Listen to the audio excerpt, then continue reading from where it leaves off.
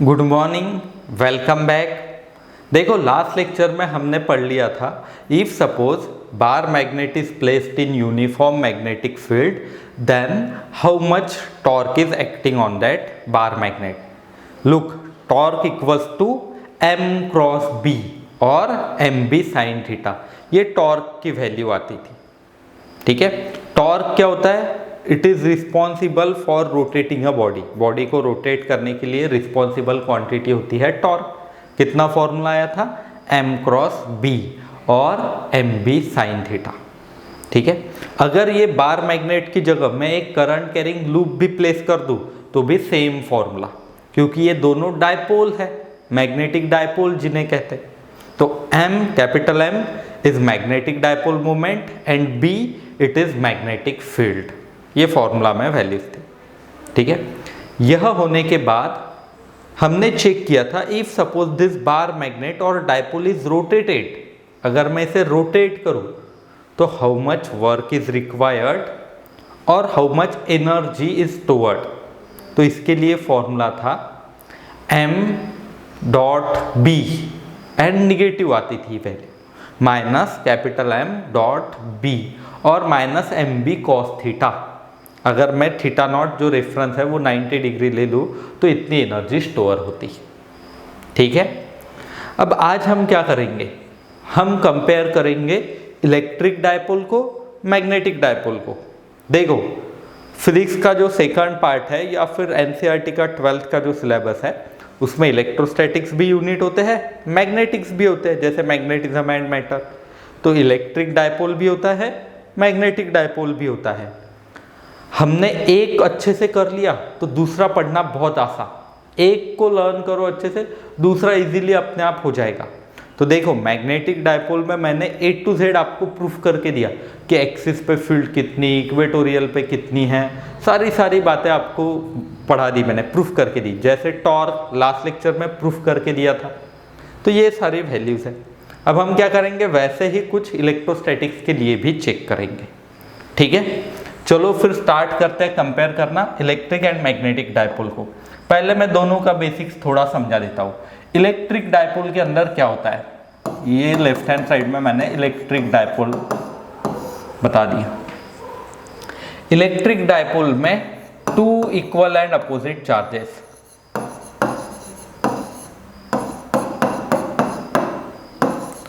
क्या होता है? Two equal and opposite charges separated by finite distance. तो यहाँ पे मैं एक चार्ज ले लेता हूँ माइनस क्यू, ठीक है, यहाँ पे एक चार्ज ले लेता हूँ प्लस क्यू। मैग्नीट्यूड दोनों का सेम होना चाहिए। इनके बीच का डिस्टेंस कितना है? 2 L। हो गया, ये हो गया इलेक्ट्रिक डायपोल। ठीक है, two equal opposite charges separated by finite distance. वही मैग्नेट में क्या होता है? मैग्नेटिक डायपोल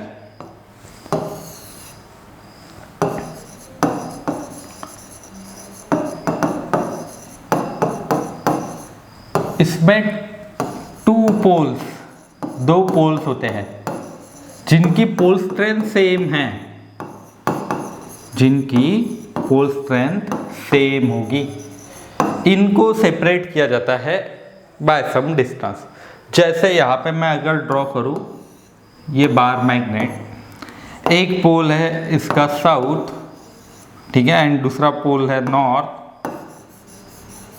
तो दिस इज मैग्नेटिक डायपोल। इन दो पोल्स के बीच का डिस्टेंस इज अगेन 2 L। दोनों के बीच का डिस्टेंस क्या ले लेते हैं हम? 2 L।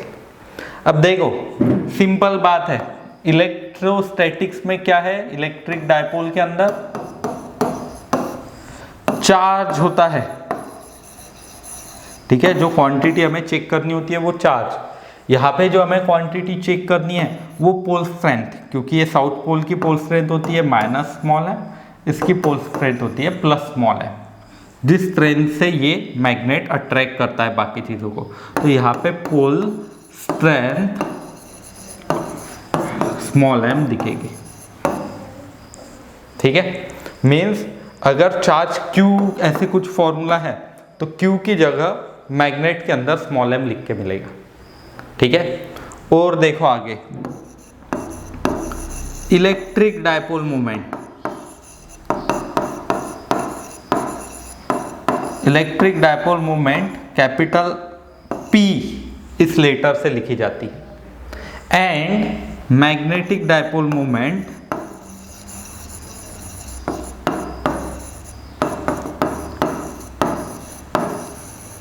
कैपिटल M से रिप्लेस की जाएगी। मीन्स आपको जिस फॉर्मूला में यहाँ पे P नजर आएगा वैसे ही मैग्नेट के अंदर कैपिटल M नजर आएगा। प्लस मैग्नेट के अंदर एक कांस्टेंट आ रहा था, कितना आ रहा था, μ0/4π।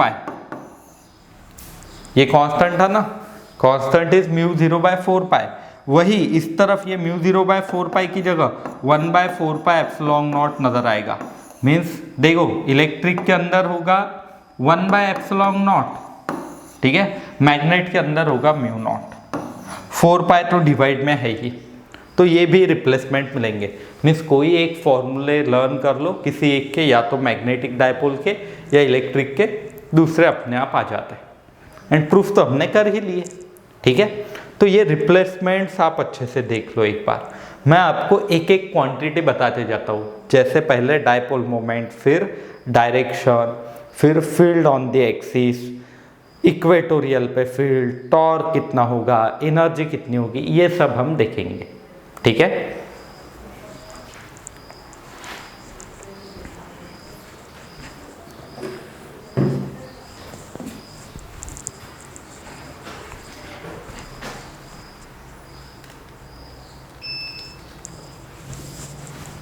ठीक है, चलो फिर स्टार्ट कर देते हैं।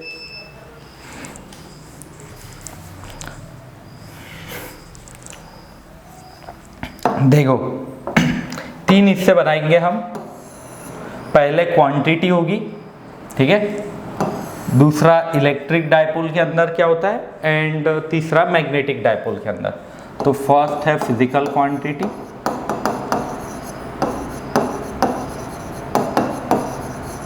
पहला है इलेक्ट्रिक डायपोल एंड नेक्स्ट है मैग्नेटिक डायपोल।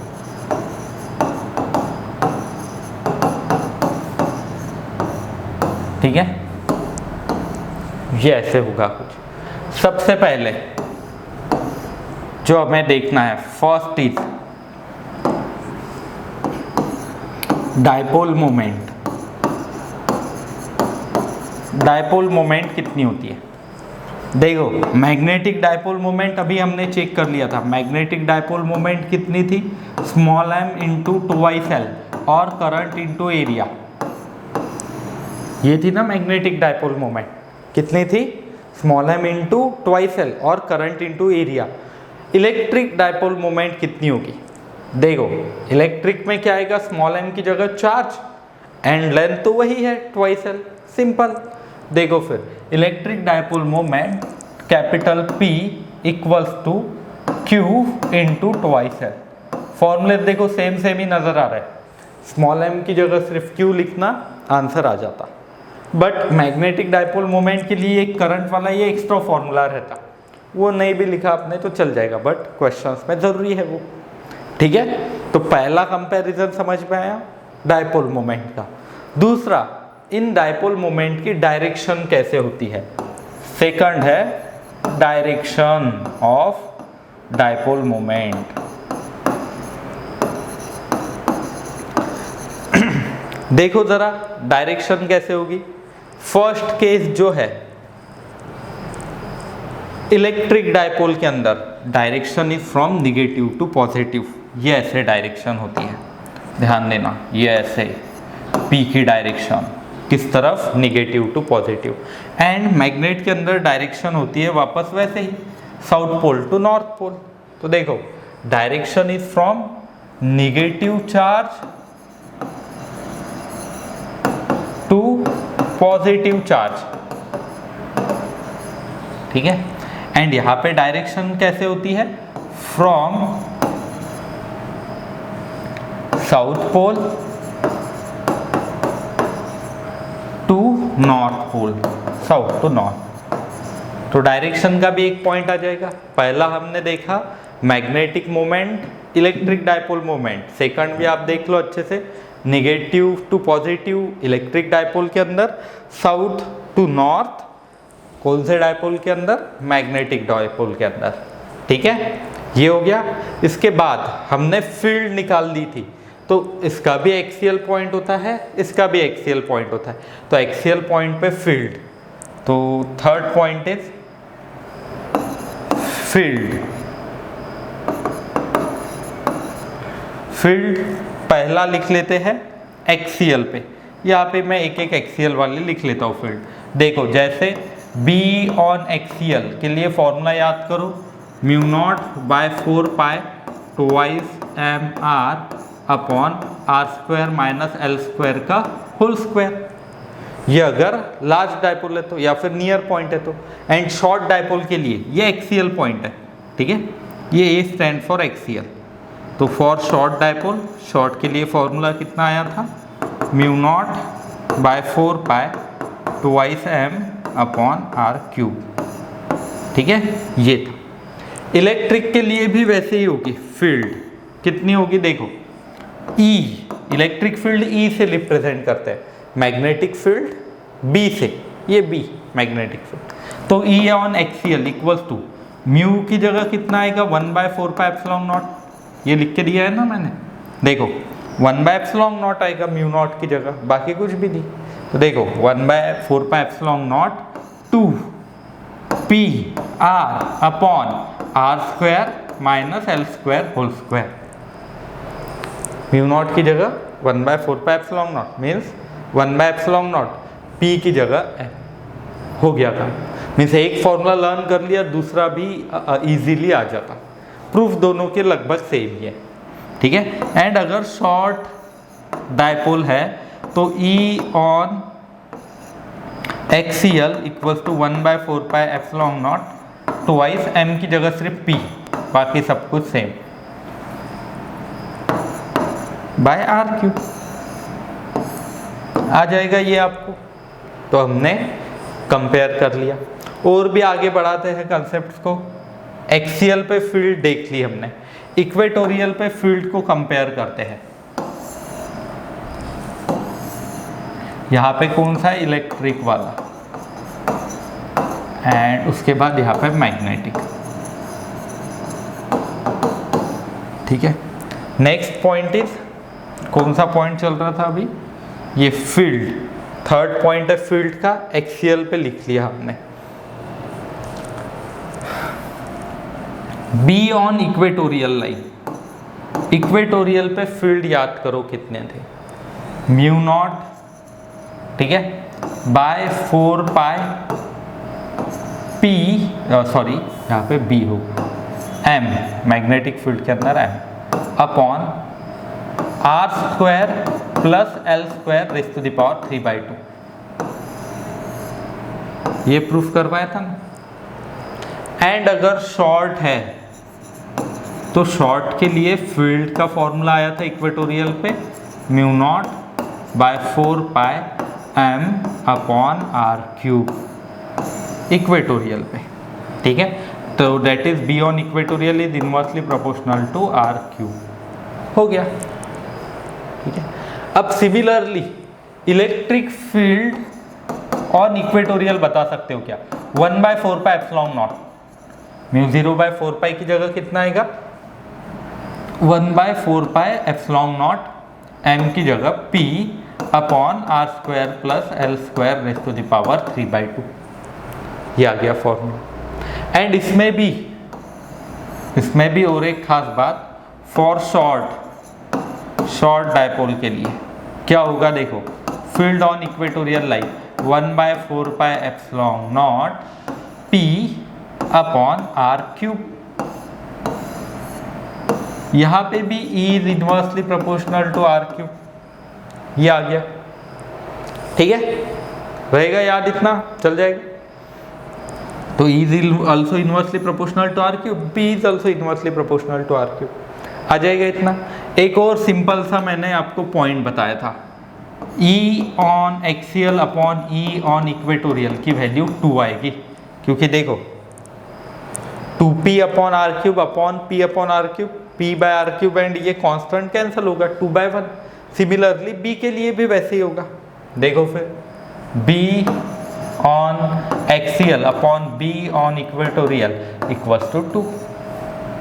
ठीक है, तो ये फील्ड हमने पहले कहाँ पे देखी, एक्सियल पे, दूसरा इक्वेटोरियल पे।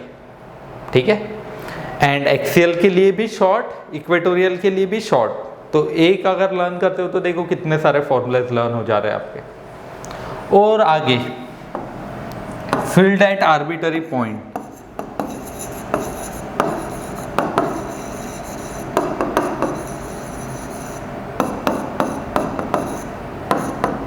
ठीक है, ये मैं लिख के देता हूँ फॉर्मूला, पहले ये ऊपर वाले भी लिख लेते हैं। ये थी field on equatorial line,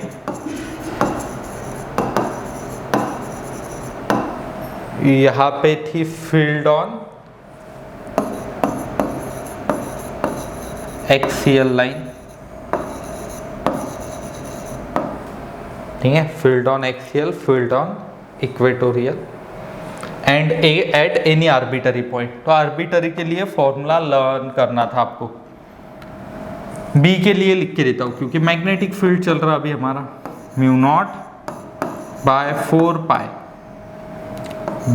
M upon R cube under root 1+3 cos square theta. ये थी ना magnetic field, mu naught by 4 pi M by R cube under root 1+3 cos square theta. R distance था, फॉर एग्जांपल ये अगर dipole है तो यहाँ से ये ऐसे आर डिस्टेंस, ये थीटा। इक्वेटोरियल कौन सी लाइन थी, ये ऐसे हॉरिजॉन्टल, सॉरी ये ऐसे इक्वेटोरियल। एंड एक्सियल वाली ये ऐसे, ये यहाँ पे मैग्नेटिक इलेक्ट्रिक कोई सा भी डायपोल रह सकता है। ठीक है, तो आ जाएगा। अब स्टूडेंट इलेक्ट्रिक का अपने आप बता सकते हैं, जैसे मैंने मैग्नेटिक का बता दिया, इलेक्ट्रिक का इजीली बता सकते हो। Electric field at any arbitrary point R comma theta, देखो 1/4 पाई एप्सिलॉन नॉट एम की जगह P upon R cube under root 1+3 cos square theta, ये आ जाएगा। देखो सेम ही है, सिर्फ m की जगह क्या लिखना है आपको, P electric dipole moment, m magnetic dipole moment, आ जाएगा इतना। फिर तो ये फील्ड देख लो। नेक्स्ट मैं आपको पोटेंशियल, टॉर्क, ये सब समझा देता हूं।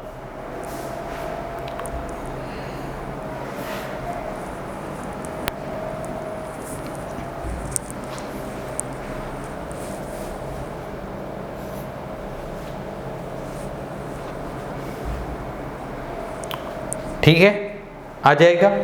देखो अब आगे नेक्स्ट पॉइंट, फील्ड के सारे पॉइंट हो गए। यहाँ पे है इलेक्ट्रिक एंड सेकंड है मैग्नेटिक। अब देखो नेक्स्ट जो है force when placed in field.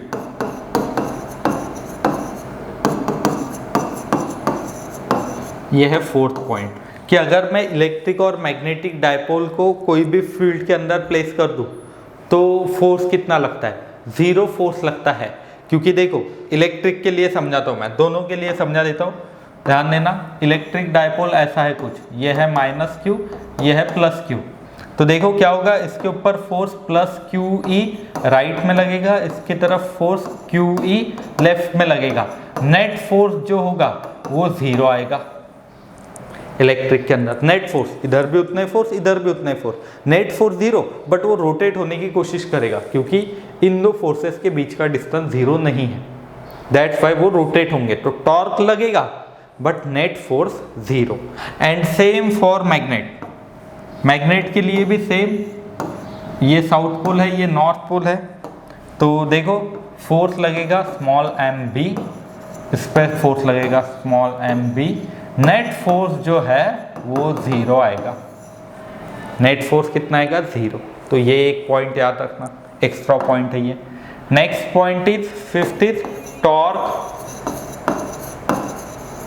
Torque कितना लगता है, देखो टॉर्क के लिए फॉर्मूला कितना आया था अभी जो हमने निकाल लिया था, m क्रॉस b और mb साइन थीटा, ये लगता है टॉर्क। यहाँ पे टॉर्क कितना आएगा, m की जगह p एंड मैग्नेटिक फील्ड की जगह electric field, p cross e, vector form में लिखे तो ये ऐसे।